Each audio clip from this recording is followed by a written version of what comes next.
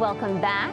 An author who grew up in Shaker Heights and a Cleveland illustrator literally wrote the book on something every child wants to do most nights: stay up well past bedtime. Indeed. And recently they teamed up to bring their best-selling new storybook, Stella Keeps the Sun Up, to students at our adopted school, Charles Dickens Elementary in Cleveland. January Keaton shows us why both the book and the visit were equally inspiring.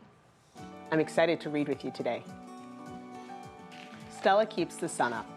A wonderfully genius plan by a 6-year-old girl with glasses and afro puffs makes Stella Keeps the Sun Up a book every kid can relate to. You see, Stella wants to keep the sun from setting so she never has to go to sleep.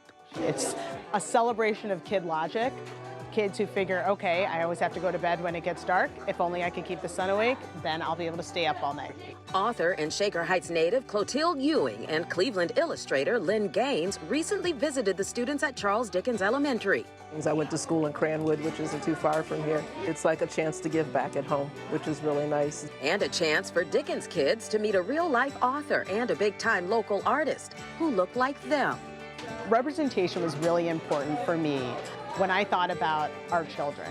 As a mom to 2 black children, I was struck by how few books there were out there with joyous black characters. So Ewing wrote her own. I wanted my kids to love reading and get lost in their imaginations, and I wanted books that reflected that imagination and joy. I'm happy that kids like mine can see their image reflected in a story like this. And that image, Stella, lovingly sketched locally. Inspiration through illustration, helping young people dream without limits, just like Stella.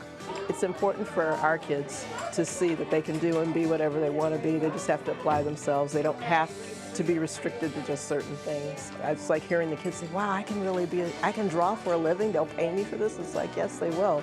You just have to practice and really apply yourself like you would in any other job, but you can do this. Well, that was January Keaton reporting. Stella Keeps the Sun Up is still #1 on Amazon's African American children's storybook list. And the Cleveland Kids Book Bank bought copies of Stella for all of the Dickens students to take home. That's awesome. Love Good that for story. Stella. Fantastic. Do you think she managed to keep the sun up?